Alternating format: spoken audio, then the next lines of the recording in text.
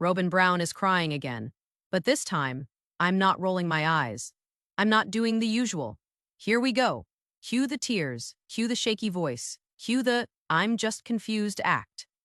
Because this time, Robyn actually has a real reason to be upset. And I know. Some of you just sat up like, wait, did he just defend Robyn? Relax. I said she has a right to be upset. I did not say she's the hero. Those are two very different things. Because what Robyn is crying about here isn't hurt feelings, or plural marriage is hard, or the other wives don't like me. Robyn is crying because her own husband, Kody Brown, allegedly tried to pull a sneaky property move that could have put hundreds of thousands of dollars at risk. Her money, her legal stake, her part of the pie. And once you see the full timeline, once you hear how the numbers line up, and once you realize what Kody was allegedly willing to do behind closed doors, you start to understand why Robyn is sitting there, looking like she just realized she married the same man the other wives have been warning her about for years. Because here's the thing about being the favorite wife. You're only favored when you're useful. You're only protected when you're compliant. And the second your interests collide with Kody's plans, you're not special anymore. You're just another obstacle he needs to move. So yes, Robyn breaks down in tears, but not because she's emotionally fragile, not because she's misunderstood, not because the ex-wives won't invite her to brunch. She breaks down because she got a front row seat to a terrifying truth. Kody will play dirty with anyone, including her. And before we get into the receipts, the timeline, and how this $375K number keeps popping up like a jump scare, do me a favor. Hit like, subscribe, and comment right now. Do you think Kody would actually try to cut Robyn out if it benefited him? Or is Robyn spinning this to look like the victim again? I want your honest answer, because the comments on this one are going to be wild outright. Let's talk about this sneaky plan. Because the minute you hear Coyote Pass, you already know. We're not talking about a peaceful piece of Arizona land. We're talking about the family's financial battlefield, the place where the Brown family's big dream turned into big lawsuit energy, the place where every single marriage started leaking toxic fumes, the place where money, control, and ego all met in the middle and decided to fight to the death. Coyote Pass was supposed to be the compound, the forever plan, the "we're still a family even if we live in different houses" fairy tale. Kody sold it like it was destiny, like the land itself would magically fix the cracks in the family. But the truth, that land didn't create unity. It exposed how little unity existed. And it's not just emotional, it's legal, it's financial, it's structural. Because the way that property was set up wasn't all wives equal. It was Kody has the most control, which is exactly how Kody likes it. So here's what we know. Coyote Pass gets purchased. The family acts like they're building this big future. But years go by and nothing happens. No construction, no houses, no polygamous paradise, just dirt taxes, bills, arguments, and resentment. Christine leaves. She signs away her interest and says basically, I'm out. Janelle is trying to make sense of her finances, living like she's camping while other people are living like they're at a resort. Mary floating around like a ghost in her own marriage. And Robyn and Kody are posted up in the mansion like they're the royal couple of Flagstaff. So when the idea of selling Coyote Pass becomes real, it's not just a sale. It's the last rope tying these people together. And once you sell the land, the last big financial tether is gone. There's no more. We're still a family. There's no more shared dream. There's no more excuse to keep pretending. It becomes every person for themselves. And Kody is not built for everyone gets a fair share. Kody is built for I get what I want and you'll be grateful. Now, fast forward to the sale situation. Offers start coming in. People start signing paperwork. The money is suddenly real, not theoretical.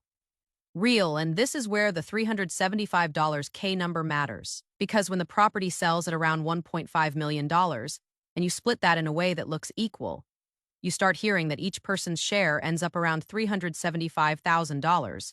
Robyn's share, roughly $375K. Kody's share, roughly $375K. Mary's share, roughly $375K. Janelle's share, roughly $375K. And before you say, well, that's fair, hold on. Because the fair part is exactly what was being fought over. That's the whole point, because Kody doesn't naturally choose fair. Kody chooses convenient. Kody chooses controllable. Kody chooses what makes Kody feel powerful. So when Robyn starts crying and talking about Kody pressuring her, pushing her, trying to force her hand, it's not hard to imagine why. If Kody had it his way, he'd distribute money at his convenience. Those were basically his words, not according to the legal breakdown, not according to the ownership structure, not according to what's right. At his convenience, which is a fancy way of saying, I decide who gets what. And listen, if you're a woman married to a man who thinks he gets to decide how money gets distributed when other people's names are legally on the property, you should be nervous. You should be upset. You should be thinking about lawyers. That's not dramatic. That's responsible. But here's what makes this story so juicy. Robyn is shocked. Robyn is devastated. Robyn is crying like she's just discovered a new side of Kody, when the rest of us are sitting here like, girl, this is who he has been. You just weren't the target before. That's the difference. And this is where we have to talk about the sneaky plan part, because if the reporting and the tell, all discussion is accurate, Kody was allegedly floating ideas about selling without everyone's full consent, or selling in a way that pressured certain people, or moving forward without properly honoring the agreement of all parties. Now, to keep this in the commentary lane and not in the courtroom, because I'm not your lawyer, and this isn't legal advice. Here's the practical reality. If multiple people co-own property, you can't just act like you're the dictator of the deed. There are legal processes to force a sale if owners disagree. Yes, there are partition actions, yes. But those aren't do it in secret and hand out money like party favors. Those are expensive, messy, public, and involve a court deciding who gets what based on ownership. So when Kody talks like he can just force the sale and distribute money however he wants, it's either bluffing, ignorance, or manipulation. Sometimes it's all three at once.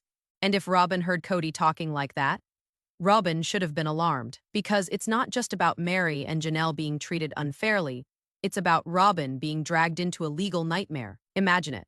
You go along with a shady plan. Meri fights it. Lawsuits start flying. The proceeds get frozen.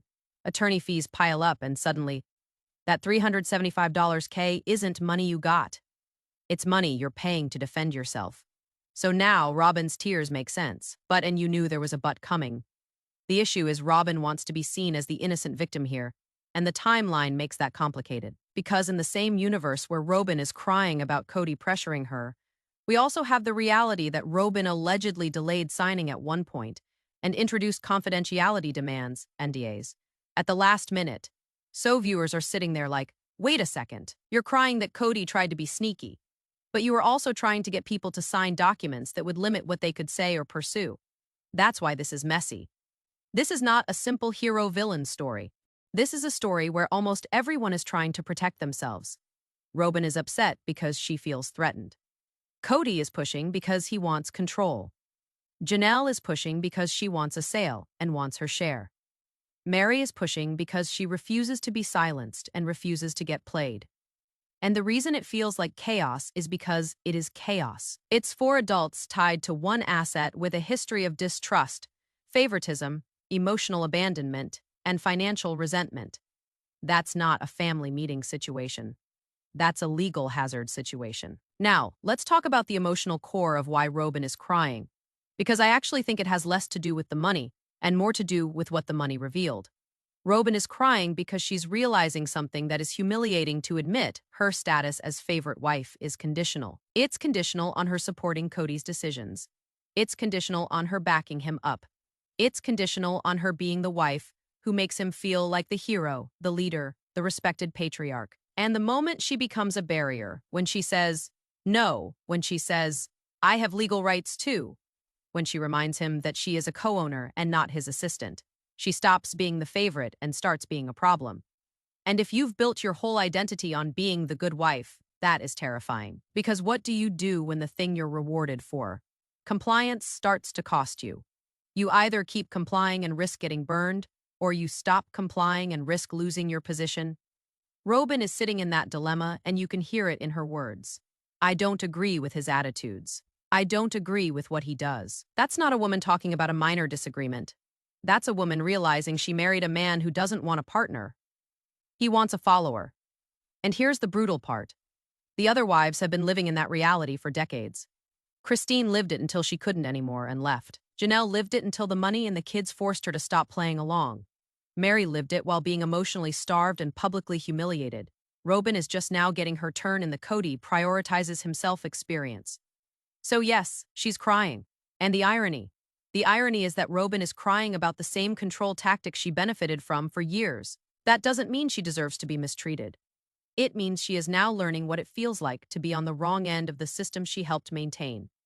And if you're thinking, okay, but why would Kody ever turn on Robyn? Let's be real. Kody turns on people when they're not useful. Kody doesn't do relationships like equal partnerships. Kody does relationships like loyalty contracts. If you serve the mission, you get affection. If you don't, you get punished. And the punishment might not be screaming. It might not be dramatic. Sometimes it's just coldness. Withdrawal, emotional neglect, making you feel like you're the problem for having boundaries. Which is exactly what Robyn describes when she says he becomes emotionally unsafe. And you can call it emotional unsafety, or you can call it what it looks like, emotional punishment for disobedience. Now, let's go back to the sneaky plan part, because I want you to imagine the mindset. Kody wants to sell fast. He's irritated with delays. He's resentful that the other wives don't just fall in line anymore.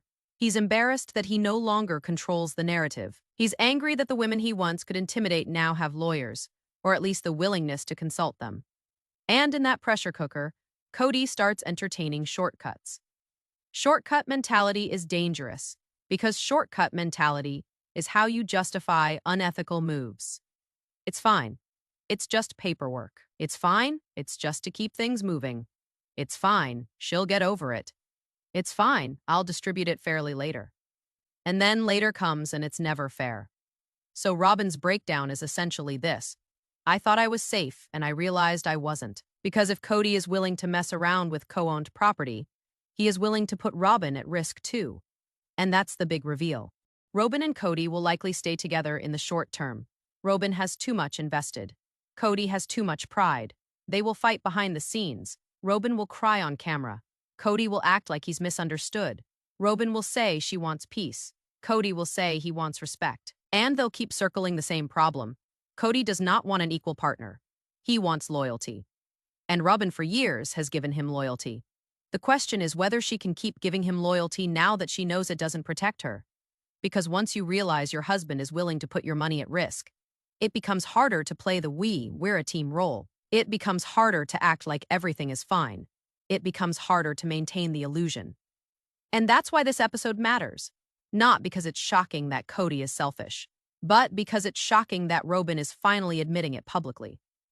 So when you see Robyn breaking down, don't just see tears. See the moment the golden wife realizes gold is only valued when it's obedient. See the moment she realizes the pedestal is actually a trap. See the moment she realizes that the same man who controlled, punished, and manipulated 3 other wives has no problem trying it on her too. And if Robyn is smart, if she's truly waking up, she'll do what the other wives did. She'll protect herself, not with tears, not with performances, with boundaries that have consequences, with legal clarity, with independence. But if history is any indication, Robyn will cry. She'll vent. She'll hint at how bad it is. And then she'll stay. Because staying allows her to keep the identity she's built for 15 years. Leaving would mean admitting the other wives weren't jealous. They were right. And that is a truth Robyn has avoided for a long time. So tell me in the comments, is Robyn actually waking up? Or is she just panicking because the control finally threatened her directly? And if you want part 2 of this breakdown, where we go even deeper into the money trail, the convenience distribution mindset, and why Coyote Pass was always designed to create power imbalance, make sure you're subscribed because the next episode gets even messier.